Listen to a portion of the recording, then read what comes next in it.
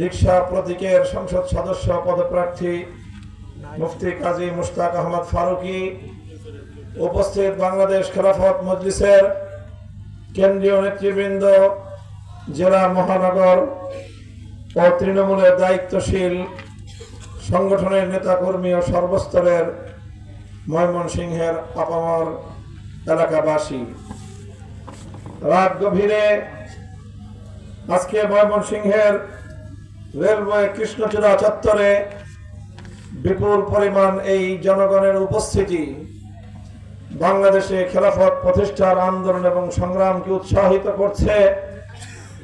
আমরা আশাবাদী যে জনতার এই উচ্ছ্বাস, জনগণের এই ভালোবাসা আগামীর বাংলাদেশকে ইনশাআল্লাহ ইসলামের বাংলাদেশে পরিণত করবে।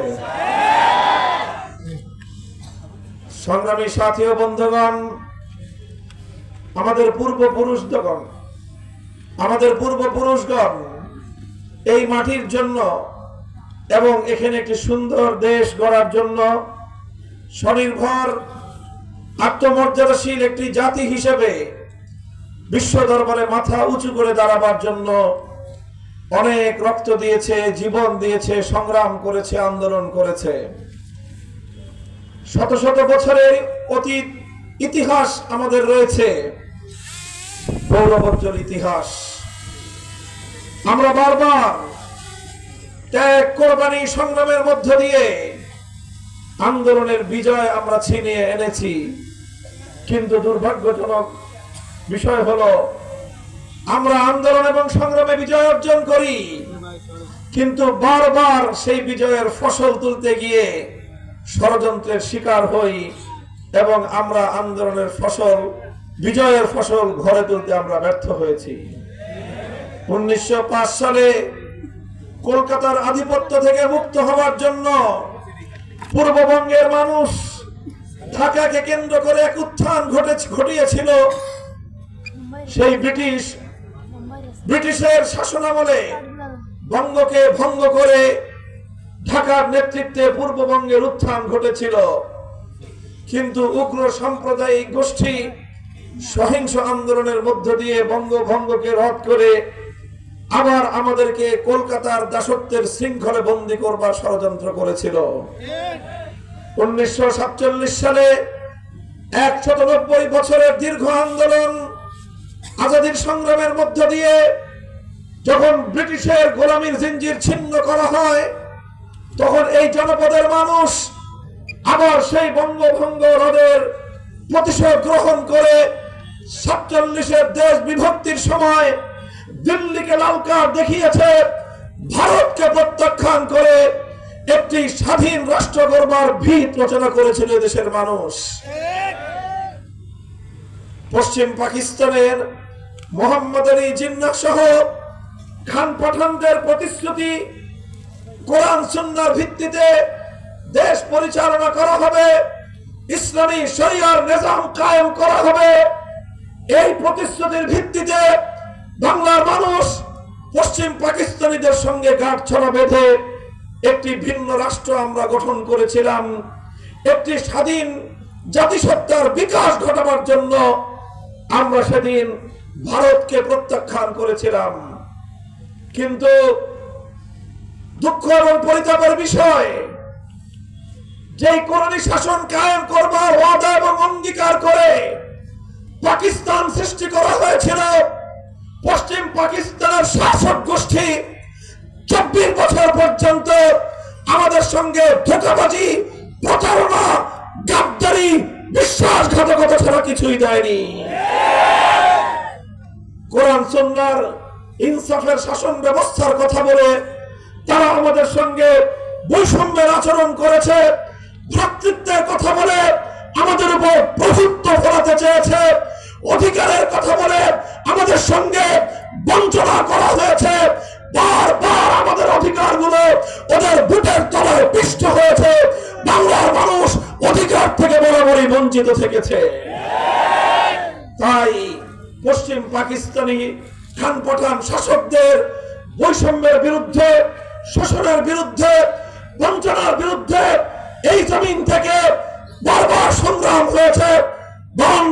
ভাষা আন্দোলন হয়েছে, 54 যুক্ত ফ্রন্টে মৌলানা আজহার আলী সাহেব সহ এদেশের ইসলামী নেতৃত্ব পশ্চিম পাকিস্তানি খান পাঠানদের বিরুদ্ধে দেশকে জাতিকে ঐক্যবদ্ধ করার ক্ষেত্রে অবদান রেখেছিল।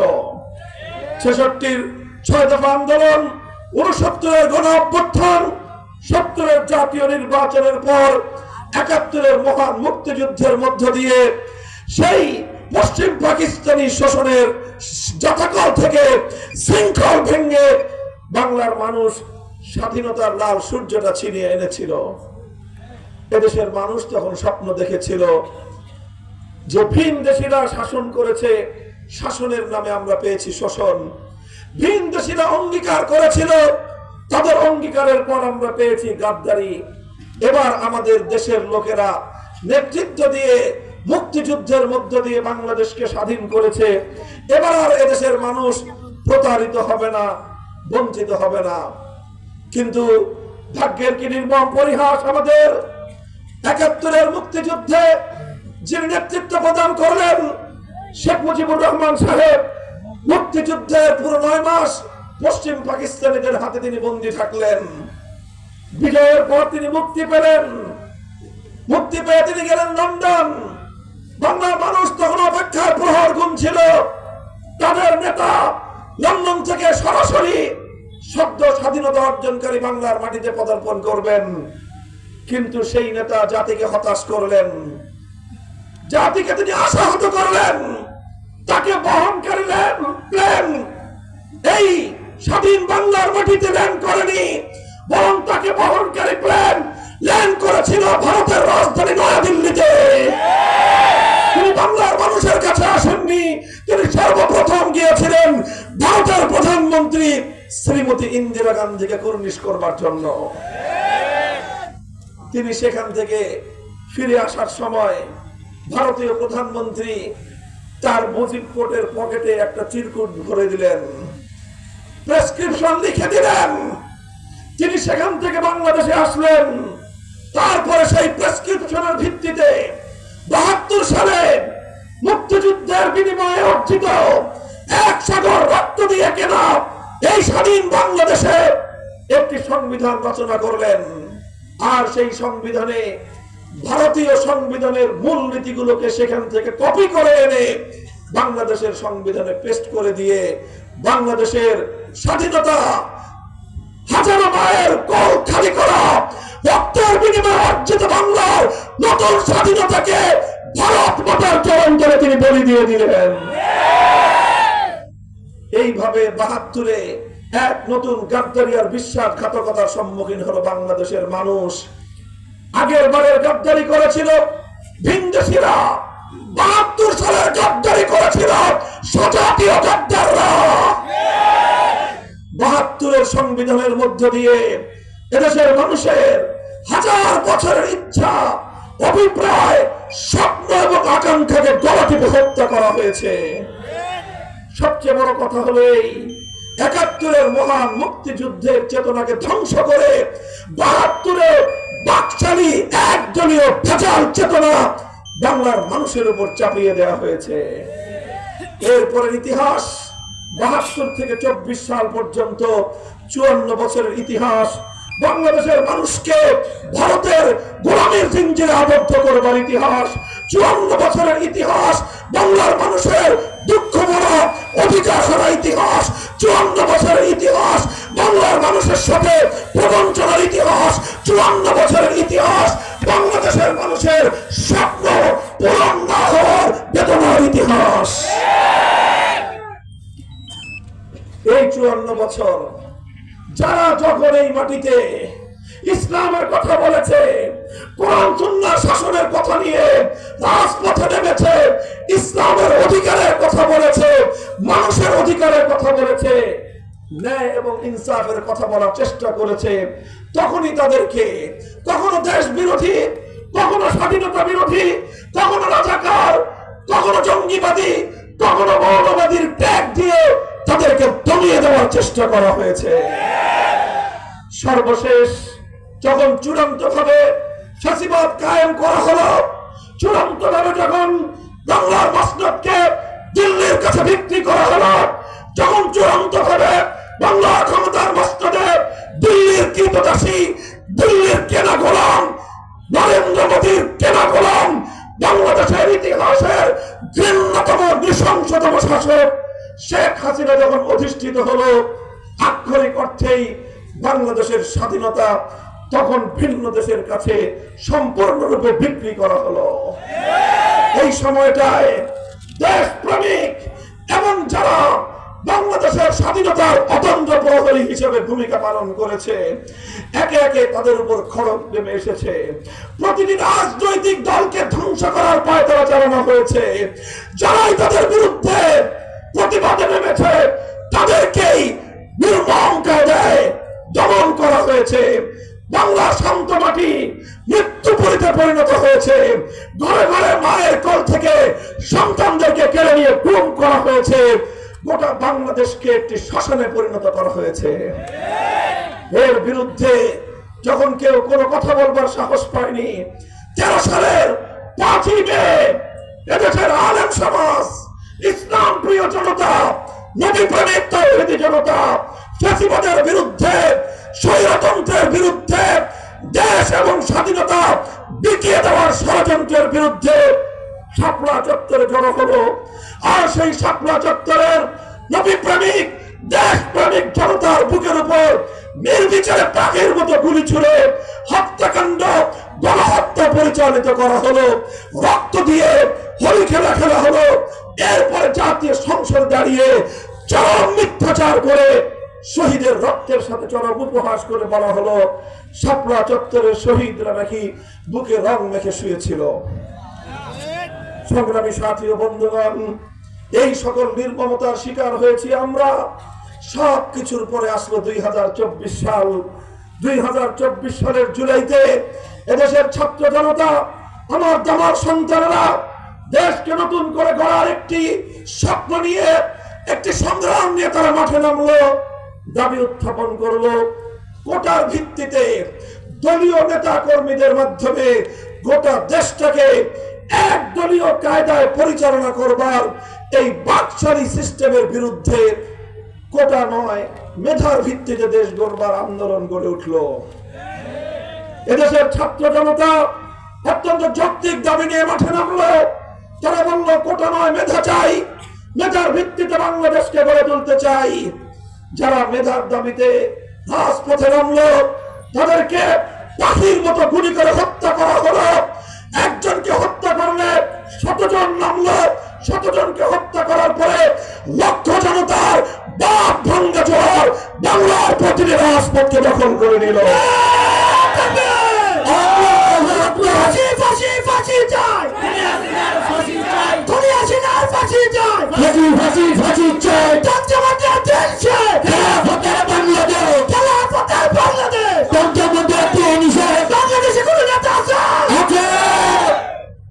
সংগ্রামী সাথী ও বন্ধুগণ, এইভাবে যখন আর কোনোভাবে জনতার, ছাত্র জনতার উত্তর স্রোত রুখতে পারল না, তখন সেই ফ্যাসিবাদের খলনায়িকা, ইতিহাসের ঘৃণ্য শাসক, বর্বর নৃশংস শাসক শেখ হাসিনা বাংলাদেশের 4 কোটি ছাত্র জনতাকে রাজাকারের বাচ্চা বলে গালি দিল। রাজাকারের নাতিপুতি বলে তাদেরকে চরম কটাক্ষ করল। বাংলার প্রতিটি শিক্ষাঙ্গন, স্কুল, কলেজ, আলিয়া মাদ্রাসা, কওমি মাদ্রাসা, পাবলিক প্রাইভেট বিশ্ববিদ্যালয়, সকল ছাত্র জনতা বিভেদের সকল দেয়ালগুলো ভেঙে গুড়িয়ে দিয়ে হাতে হাত রেখে তারা রাজপথে নেমে আসলো। তারা বলল, দেশের কথা বললে যদি রাজাকার হতে হয়, দেশের ভবিষ্যতের উন্নতি চাইলে যদি রাজাকার হতে হয়, দেশের উপর দিল্লির খবরদারির বিরুদ্ধে স্লোগান তুললে যদি রাজাকার হতে হয়, দেশকে ভালোবাসতে যদি রাজাকার হতে হয়, প্রতিটি শিক্ষাঙ্গন থেকে রাতের নিস্তব্ধতাকে ভেঙে আওয়াজ উঠলো, আমি কে তুমি কে। গোটা বাংলাদেশ প্রকম্পিত হলো। শেখ হাসিনার রাজাকারের ট্রাম্প কার্ড সেখানেই মারা খেল। সেদিনেই প্রকৃত অর্থে ফ্যাসিবাদের খলনায়িকা শেখ হাসিনার ক্ষমতার কফিনে সর্বশেষ ব্রেক সেদিনই ঠুকে গিয়েছিল। অবশিষ্ট ছিল শুধু জানাজা। 5ই আগস্টের অপরাহ্নে সেই জানাজা পড়ে তার কফিন সেই দেশে পাঠিয়ে দেওয়া হয়েছে যে দেশের এজেন্ডা বাস্তবায়নের জন্য 15 বছর বাংলাদেশের ক্ষমতার মস্তককে সে কুক্ষিগত করে রেখেছিল। যারা এখনো স্বপ্ন দেখেন আবার শেখ হাসিনা ফিরে আসবে, তাদেরকে বলি, কবর থেকে যেরকম মরা লাশ কোনোদিন উঠে আসে না, শেখ হাসিনাও আর কোনোদিন বাংলাদেশের রাজনীতি। শুধু শেখ হাসিনা নয়, শেখ হাসিনাও ফিরবে না। শেখ হাসিনার ফ্যাসিবাদ বাংলাদেশে ফিরবে না ইনশাআল্লাহ। যারা বাংলাদেশে বিগত ফ্যাসিবাদকে দেখে মনে করছেন তারা 15 বছর ফ্যাসিবাদী কায়দায় দেশ চালাতে পারলে আমরা কেন আগামী 15 বছর ফ্যাসিবাদী কায়দায় চালাতে পারবো না? পরামর্শ দেই, সতর্ক করি, শেখ হাসিনার পরিণাম থেকে শিক্ষা গ্রহণ করেন। মনে রাখবেন, আমার বাংলার আমার বৃদ্ধ জনতা, বাংলার যুব প্রজন্ম লেডি ফেরাউনকে উৎখাত করার মধ্য দিয়ে যে অদম্য সাহস তা সঞ্চয় করেছে, বাংলাদেশের পরে যদি কেউ ফ্যাসিবাদের পথে চলবার চেষ্টা করে তার পরিণাম শেখ হাসিনা থেকে ভয়াবহ হবে ইনশাআল্লাহ। শেখ হাসিনা কৌশল করার পর ছাত্র জনতা ঘোষণা করেছিল গণভবন অভিমুখী লং মার্চ হবে 6 তারিখ, 6ই আগস্ট। শেখ হাসিনা তার কৌশল পরিবর্তন করলো, ছাত্র জনতা লং মার্চ একদিন আগে 5ই আগস্ট দিয়ে দিল। আগামীবার এবার 5ই আগস্ট দেওয়ার কারণে দুপুর বেলায় হেলিকপ্টারে পালাবার পথ খুঁজে পেয়েছে। এরপরে যেই ফ্যাসিবাদী তৈরি যদি হতে চায় বাংলাদেশে কেউ, তখন আর 5ই আগস্টের জন্য অপেক্ষা করা হবে না। 4 আগস্ট সেই লং মার্চের মাধ্যমে চিমটি চিমটি করে যেভাবে গণভবনের দেয়াল খসিয়ে ফেলা হয়েছে, ফ্যাসিবাদের তার প্রতি ইঞ্চি গা শরীর থেকে বাংলার মানুষ ভাগ বাটোয়ারা করে নিয়ে যাবে। কাজেই সকল বন্ধু বান্ধবদেরকে, আমাদের আপনজনদেরকে, রাজনৈতিক মিত্রদেরকে সবাইকে হুঁশিয়ার করি, বাংলাদেশের মাটিতে ফ্যাসিবাদী শাস্তে যায় না। বাংলার মানুষ কিন্তু একবার যদি ক্ষিপ্ত হয়ে উঠে খুব খতরনাক হয়ে যায়, খুব খতরনাক হয়ে যায়। কাজেই ক্ষমতায় আসার স্বপ্ন জেগেও দেখতে পারেন, খবরদার ফ্যাসিবাদী হওয়ার চিন্তাও কেউ করবেন না, স্বপ্নেও দেখবেন না। খবরদার, এই স্বপ্ন দোষ যদি কারো হয়,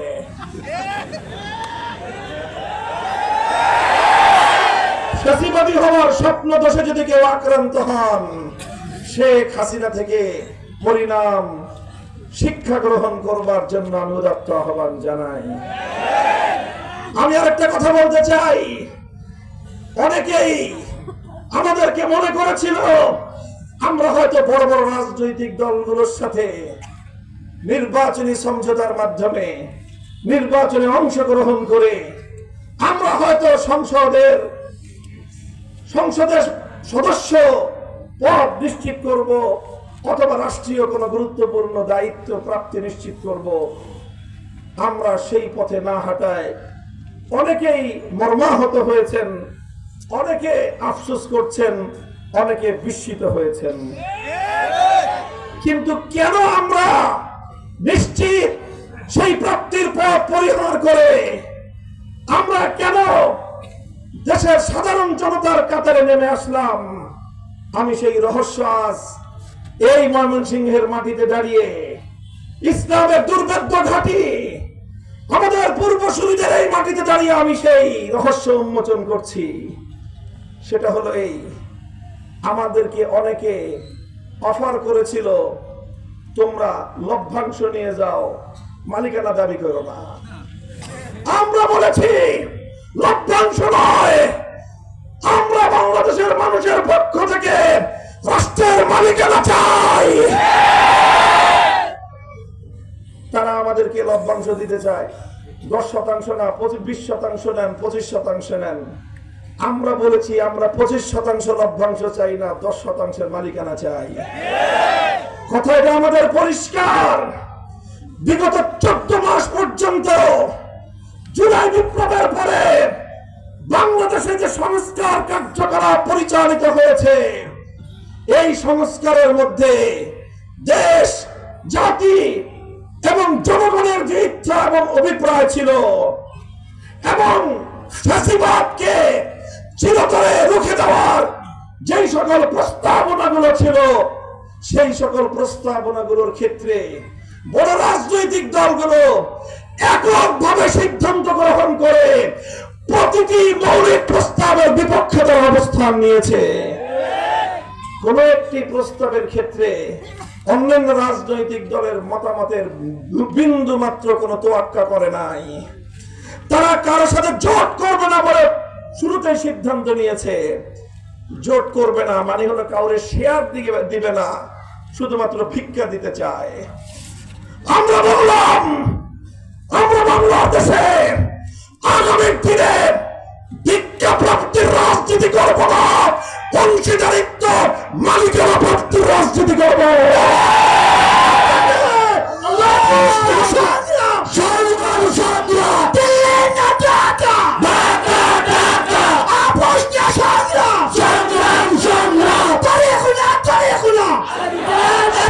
সাথী ও বন্ধুগণ, সংক্ষেপে বললাম, আকারে ইঙ্গিতে বললাম, অন্য কোন দলকে নিয়ে সমালোচনা করা, কটাক্ষ করা এটা আমার রাজনৈতিক আদর্শের পরিপন্থী।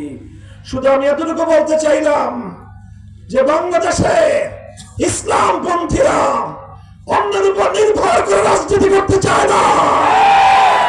আমরা চাই নিজের পায়ে দাঁড়িয়ে, মাথা উঁচু করে দাঁড়িয়ে, স্বাধীন বাংলার মাটিতে, রক্ত দিয়ে কেনা বাংলার মাটিতে মালিকানা সূত্রে রাজনীতি করব।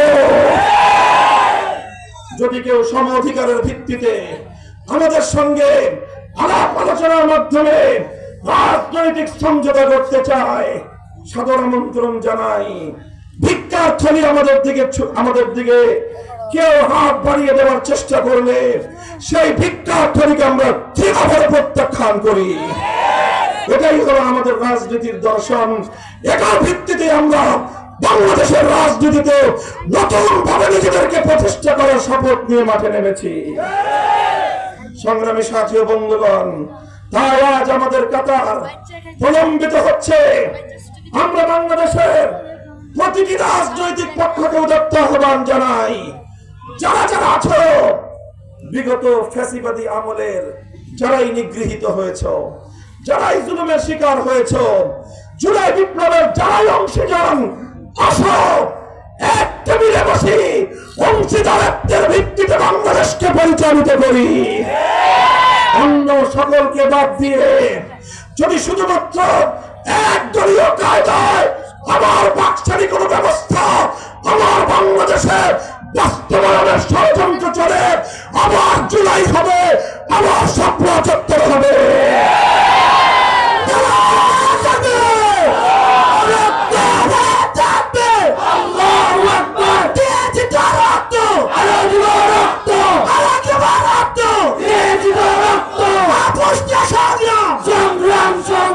সংগ্রামী সাথী ও বন্ধুগণ, আমি আপনাদেরকে আমার বক্তব্যের শেষ পর্যায়ে এসে আহ্বান জানাতে চাই।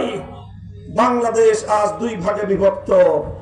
এক ভাগ ৭২-এর ভারতীয় দালালি পন্থার ভাগ, আরেক ভাগ ২৪-এর বাংলাদেশপন্থী স্বাধীনতাকামীদের ভাগ।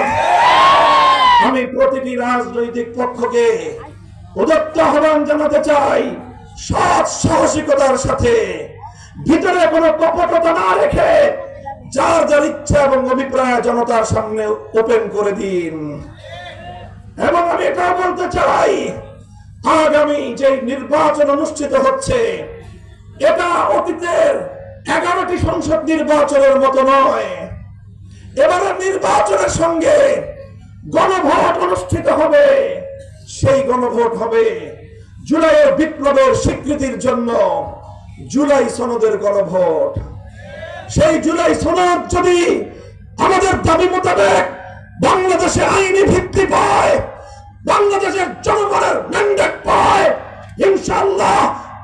দিনে বাংলাদেশে ক্ষমতার মসনদে গিয়ে নতুন কোন শেখ হাসিনা তৈরি হবে না। এই জন্য গণভোটে দুটি ব্যালট থাকবে, একটি না আর একটি হার ব্যালট। আমি আপনাদের কাছে জিজ্ঞাসা করতে চাই, আপনারা কি ৭২-এর দালালির পন্থী না ২৪-এর বিপ্লবকামী স্বাধীনতাকামী? আপনারা যদি আপনারা ২৪-এর বিপ্লব পন্থী হয়ে থাকেন তাহলে হা ভোটের ব্যালটে সিল মারতে হবে। হা ভোটের ব্যালটে কারা কারা সিল মারবেন?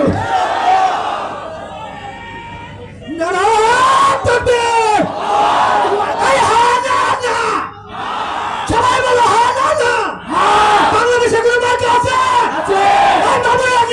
আছে।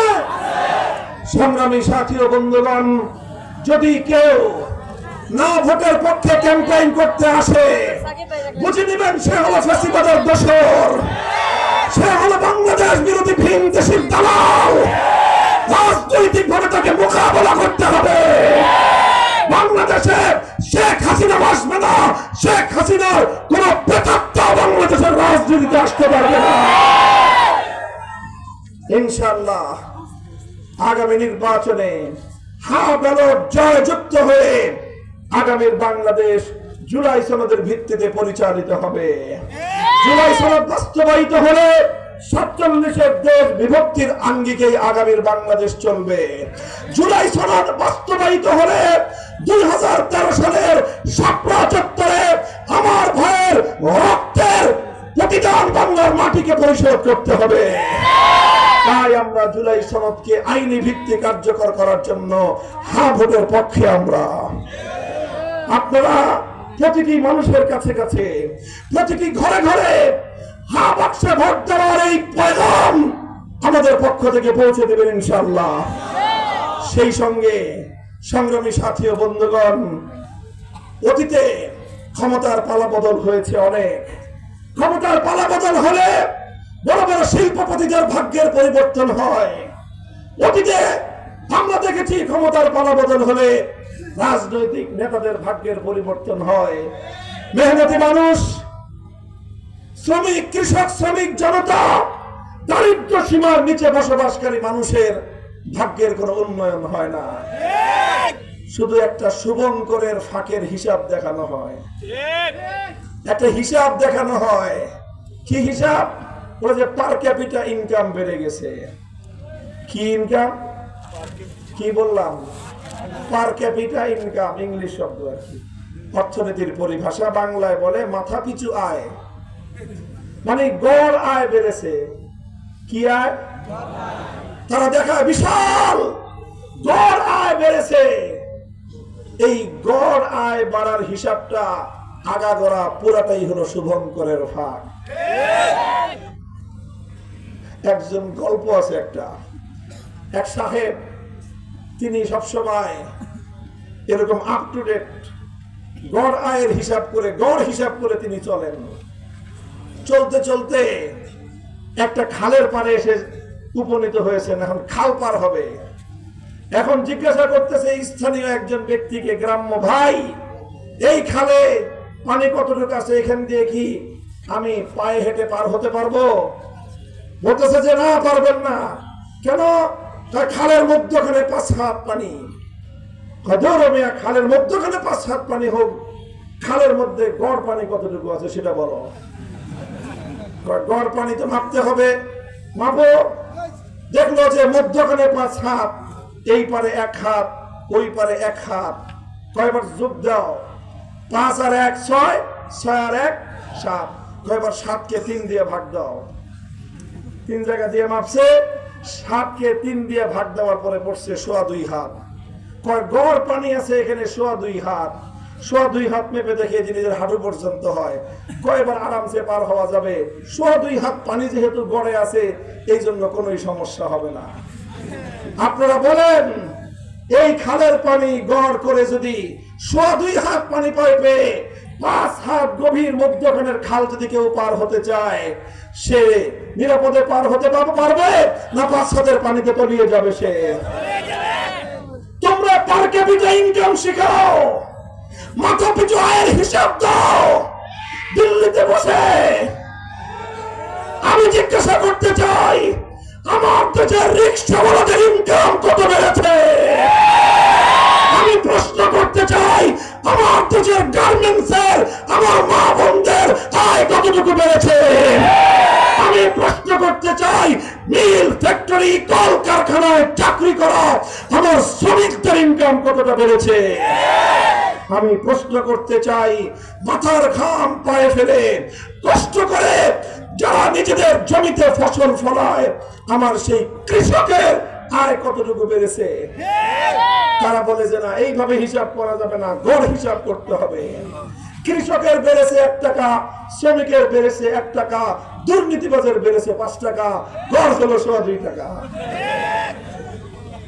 তোমাদের টাকা বেড়েছে যারা বাংলাদেশের 3টা বাড়ি করবার পর রাষ্ট্রের সম্পদ চুরি করে বিদেশে বেগম পাড়া করেছে।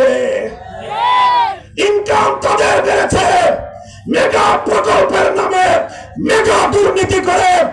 তারা ডিজিটাল কায়দায় বাংলাদেশ ব্যাংক থেকে হাজার হাজার কোটি টাকা চুরি করে নিয়ে গেছে। যেহেতু দুর্নীতি বেড়েছে, এই জন্যই গড় আয় বেড়েছে। আমি অর্থনীতির ছাত্র। এই যে দুর্নীতি এবং চুরি অর্থনীতির সূত্রে, এগুলোকেও ইনকামের মধ্যে দেখানো হয়। এই জন্য আমার দেশের দুর্নীতিবাজ আমলারা, দুর্নীতিবাজ ক্ষমতাসীনরা যত টাকা চুরি করে, এগুলো সব ইনকাম। কাজেই জনগণের যত সম্পদ তারা চুরি করতে পারে, গড় আয় তাদের বাড়ে। এই হলো বাংলাদেশের বিগত দিনের উন্নয়নের রোল মডেলের গল্প। আমরা কথা দিচ্ছি, ইসলাম প্রদত্ত অর্থ ব্যবস্থা বাস্তবায়িত হলে গড় আয় শুধু বাড়বে না, বাংলাদেশের দারিদ্র সীমার নিচে বসবাসকারী প্রতিটি মানুষের ক্রয় ক্ষমতা বাড়বে। আরেকটা শুভঙ্করের ফাঁক আছে, আরেকটা ইনকাম ফাঁক আছে শুভঙ্করের, এটাও বলে দিয়ে যাই। এইভাবেই ধোঁকা দিয়েছে শেখ হাসিনা। সে সরকারি চাকরিজীবীদের 2 দিন পর পর বেতন বাড়ায় দিত, ছিল এটা অর্থনীতিতে। এটার যে শুভঙ্করের ফাঁক। অর্থনীতির 2টো মৌলিক পলিসি থাকে। অর্থনীতির মৌলিক 2টো পলিসির ভিত্তিতে রাষ্ট্র চলে। একটাকে বলে ফিসক্যাল পলিসি, আর একটাকে বলে মনিটারি পলিসি। মনিটারি পলিসির মধ্যে টাকা ছাপানো, দেশের মধ্যে মুদ্রা বিপুল পরিমাণ ছাপিয়ে দিলে দেশে এখন মনে করেন সম্পদ আছে 10 লক্ষ কোটি টাকার। আপনি যদি 10 লক্ষ কোটি টাকার সম্পদের বিপরীতে আপনি যদি 20 লক্ষ কোটি টাকার মুদ্রা ছাপিয়ে দেন, তাহলে আপনার সম্পদ 20 লক্ষ কোটি টাকার হলো না, কিন্তু মুদ্রা কিন্তু 20 লক্ষ কোটি টাকার হয়ে গেল। সে এই ধোঁকাবাজি করেছে বাংলাদেশের মানুষের সাথে। বছর বছর মুদ্রা ছাপিয়ে সরকারি কর্মকর্তাদের বেতন বাড়িয়ে দিয়েছে। সরকারি কর্মকর্তাদের বেতন যখন বেড়েছে, বাজারের মূল্য বেড়ে গিয়েছে। সেই সাথে তালে তালে সাধারণ মানুষের, সরকারি কর্মকর্তাদের বেতন বেড়েছে 50%, সাধারণ মানুষের বেতন বেড়েছে 25%, জিনিসপত্রের মূল্য বেড়েছে 75%। এতে কি হয়েছে? সাধারণ মানুষের ক্রয় ক্ষমতার তুলনায় দ্রব্যমূল্য আরো বেশি দূরে সরে গিয়েছে। এই সমস্ত ধোঁকাবাজির মাধ্যমে দেশের মানুষকে বোকা বানানোর চেষ্টা করা হয়েছে। আমরা বলতে চাই, ধোঁকাবাজির অর্থ ব্যবস্থা নয়, ধোঁকাবাজি প্রতারণার রাজনীতি নয়। আমরা মেহনতি এবং প্রান্তিক জনগোষ্ঠীর কল্যাণের অর্থ ব্যবস্থা, রাজনৈতিক বন্দোবস্ত বাস্তবায়ন করব ইনশাআল্লাহ। এই জন্য আমরা প্রতীক নিয়েছি। আমাদের প্রতীক রিকশা, আমাদের প্রতীক রিকশা। মেহনতি মানুষের প্রতীক, গরিব মানুষের প্রতীক রিকশা। এটা হলো শ্রমিকের প্রতীক রিকশা। এটা হলো সাধারণ মানুষের যানবাহন রিকশা। এই রিকশা, এটাই প্রতীক আমরা কেন বেছে নিলাম? আমরা জাতিকে পয়গাম দিতে চাই, আমরা গাড়িওয়ালাদের ভাগ্যের উন্নয়ন নয়, রিকশা যাত্রী, রিকশা চালকদের ভাগ্য উন্নয়নের রাজনীতি করবো।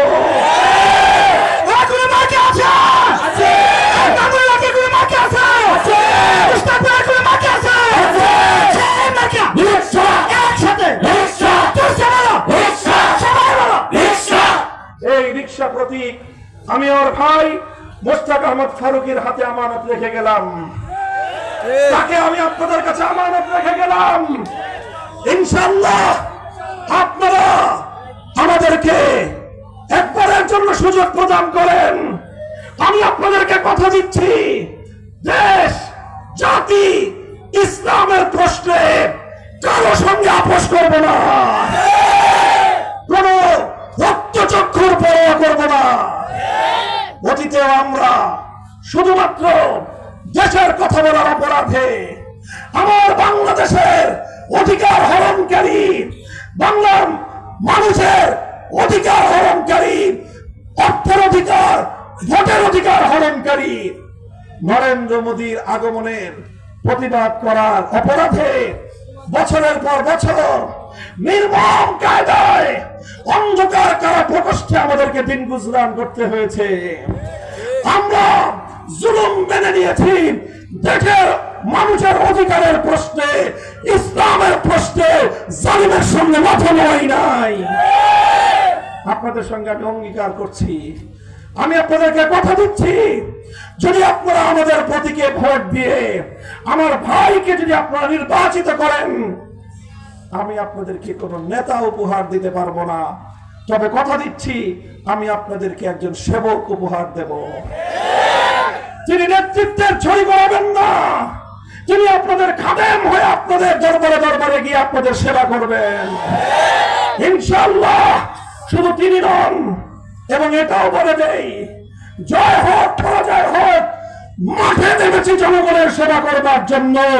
এই জনগণকে নিয়ে আমরা রাজনীতি ময়দানে অবিচল সংগ্রাম চলছে, চলবে ইনশাআল্লাহ। আমাদের এখনো যুগের সংগ্রাম চলছেই চলবে, খেলাফতের সংগ্রাম চলছে চলবে, মুস্তাক ভাইয়ের সংগ্রাম চলছে চলবে, মাওলানা হকের সংগ্রাম চলছে চলবে। আমি আবার দেশপ্রেমিক সকল রাজনৈতিক শক্তিকে উদাত্ত আহ্বান